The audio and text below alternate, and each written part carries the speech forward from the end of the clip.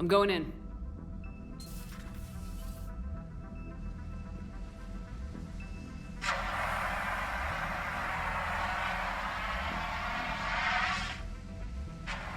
EDI, talk to me.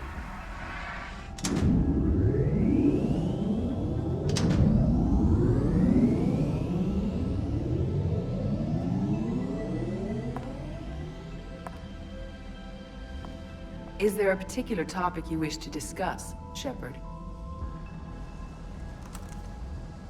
EDI? Yes. You're in Dr. Eva's body. Not all of me, but I have control of it. It was not a seamless transition. A transition? You blacked out on us for a while there. Correct. When we brought this unit on board, I began a background process to search for its information on the Prothean device. This eventually triggered a trap. A backup power source and CPU activated, and the unit attempted physical confrontation. Fortunately, I was able to gain root access and repurpose it as I saw fit. During this process, it struggled. Thus the fire. EDI, you need to alert us about incidents like this. You shouldn't have done this alone. Bringing the crew up to speed would have been counterproductive.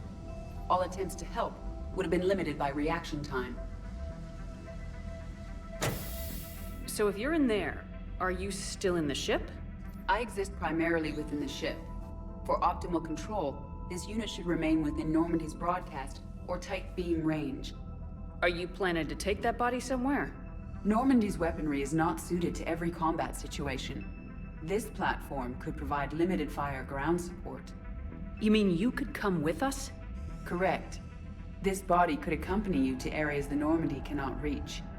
Before we do that, I need you to guarantee this mech doesn't have any more surprises in it. Run whatever tests you can, then we can talk about using it in combat situations. One moment. I am running trials. Complete. I can send you a full report if you wish. However, my first step should be restoring functionality to the Normandy to reassure the crew that all is normal. Just don't be surprised if the crew's a little wary of your new body. It was shooting at them a little while ago. An excellent point. I will take it to the bridge. Joker will also want to see it. On that, we can agree. Was that EDI who just walked by? Yes, it was. Oh, Joker is going to have a field day with that. So how may I help you, Commander? I'll see you around, Doctor. Take care, Shepard.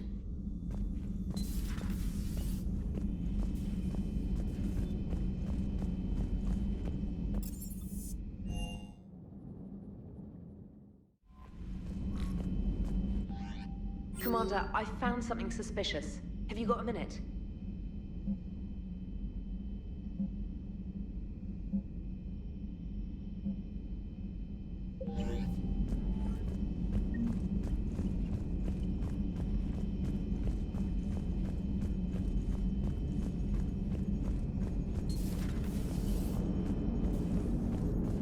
Hey, Commander, check out my co-pilot!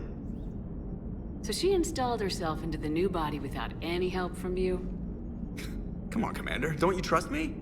Okay, let me put it this way. If I knew that EDI was gonna install herself into a sexy robot body, do you honestly think I'd be able to keep quiet about it? Look at that! I would've baked a cake. I am right here, chap. Yes, you are, EDI. Yes, you are.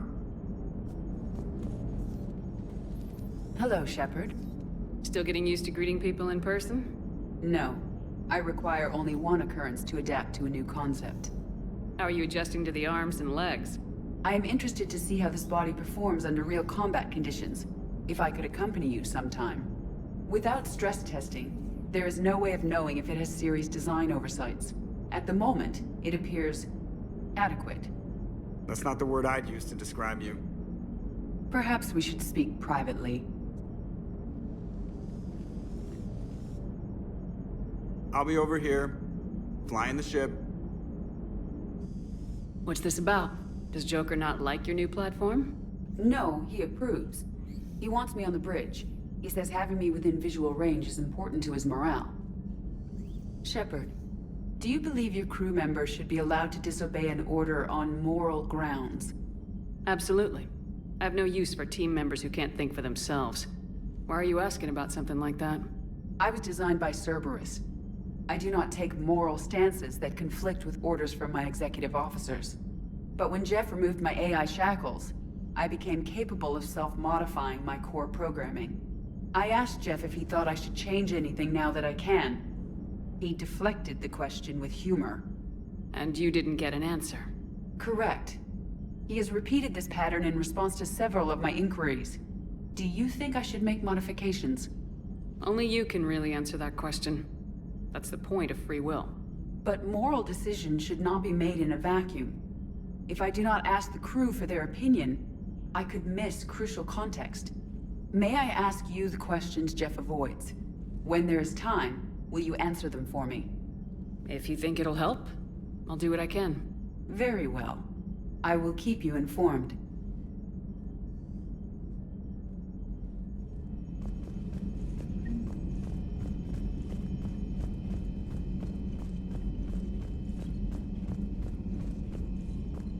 Commander, are you all right? It was fairly intense up here. I can only imagine what it was like down on that moon. I thought you'd be more concerned about EDI. EDI is a huge asset to this team. If she'd told me about her plan to obtain a body, I'd have volunteered to help. I do not wish to force a conflict of interest between our friendship and your duty. I'd have preferred a conflict of interest to a hard restart of half our systems. But thanks, regardless. While you're here, though, I found something while scanning Alliance channels. Grissom Academy is requesting help. The Reaper invasion front will hit them soon.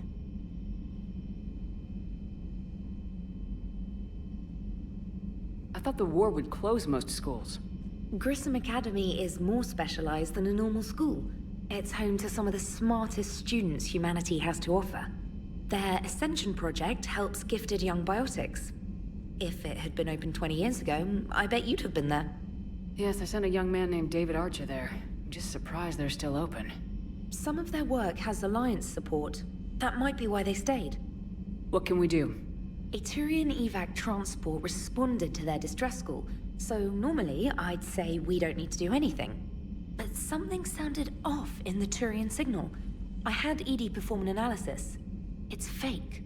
EDI thinks it's Cerberus. She said the fake Turian signal was similar to the one that lured you to a collector ship? Long story. In any event, whoever faked the signal wants us to think Grissom Academy's being evacuated. But I believe they're still in danger. Good catch. Maybe you belong here after all. If this really is Cerberus, hopefully this operation is something worth investigating. It could be simple disinformation. Trainer, good catch. Thank you, Commander.